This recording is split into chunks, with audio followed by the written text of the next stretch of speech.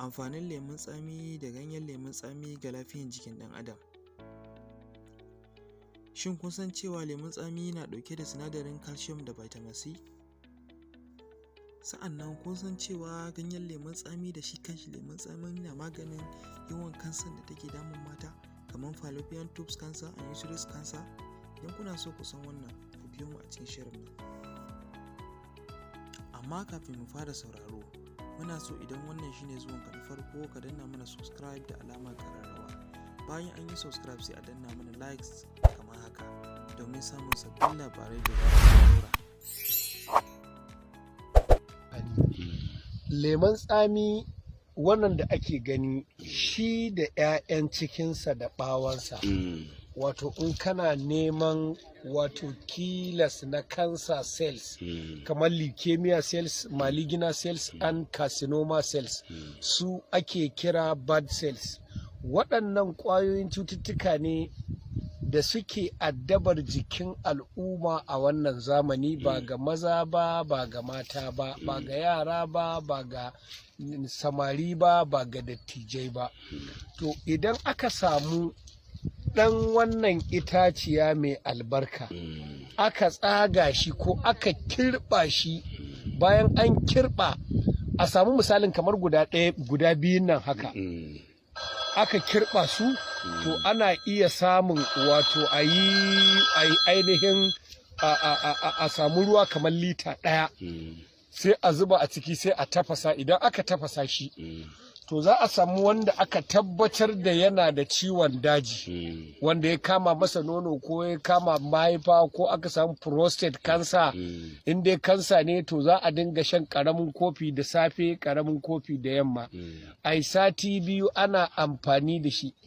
In ku har aka yi wannan, insha Allahu duk wani raɗaɗi da zugi na ciwo, dama shi can yana ɗauke da calcium and vitamin C.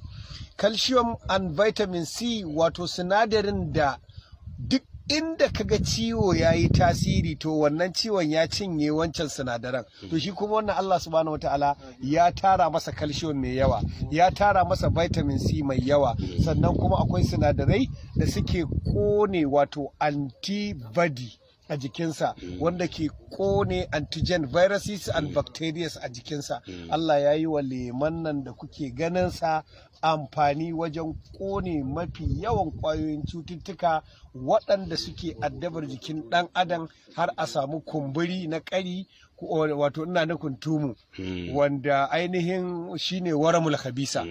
Musamman ma yanzu da ake samun blockage na fallopian tubes na mata, ko a ce an samu fallopian cancer, ko an samu ovary cancer, ko a samu uterus cancer, ko a samu cervical erosion cancer. To duk waɗannan insha Allah za a dinga amfani da shi, ƙaramin kofi da safe, ƙaramin kofi da yamma. Insha Allah za a samu nasara, musamman ma a ce bayan an ɗauko za a sha a samu garin ƙwallon mangwaro da ake gani, shi ma na gan shi a nan gurin. Garin ƙwallon mangwaro na ana ɗan zuba a ciki, to insha Allah an samu maganin ciwon kansa mai kyau da yardar Allah. Sai ganyen lemu. Ganyen lemu shi kuma akwai abin da ake kira wato wani ruwa da Allah ya sa a cikin jikin ɗan adam. Wannan ruwan ana kiransa alhormonal mu'alaja. In aka ce alhormonal mu'alaja, ruwan magani naturally da Allah ya ajiye a cikin jikin ɗan adam. A ina? A saman ƙodoji guda 2. A ina? A cikin wata jaka da ake kiranta al-guddatul kiziri, wacce bature ya kira ta da adrenal gland. To a nan wannan ruwan yake, shine ainihin ruwan da bature yake kiransa cortisol ko hydrocortisol. Hydrocortisol ina cikin ganyen lemon tsami. Wato da za a samu ganyen lemon tsami, a kirɓa shi, a tafasa shi, in dai zazzaɓi ne wanda jiki yake samun wani lokacin sanyi, wani lokacin zafi, wani lokacin kasala, to insha Allahu in dai za a dinga amfani da ganyen lemon tsami, to ko ce ganyen ma lemo gaba ɗaya, na zaki ne, na tanjarin ne, na tsami ne, duk kusan sinadarai ɗaya ne suke tattare da shi. Da haka Allah ya zuba hydrocortisol a jikinsa.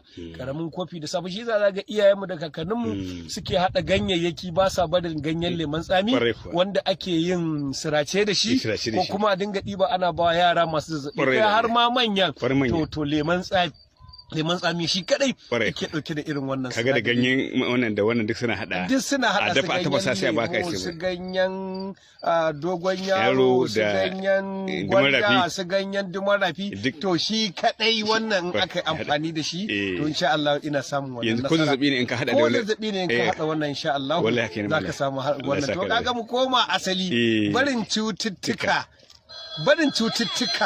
wato barin abincinmu na asali shi ya kawo mana miyagun cututtuka. Idan da za mu koma da ideas ta iyayenmu da suka gabata wato ainihin formulolin da su formulas din da iyayenmu suka nuna mana na magance cututtuka jikinmu zai zauna lafiya. Insha Allah. Nake cewa mai sauraro salamu alaikum wa rahmatullahi.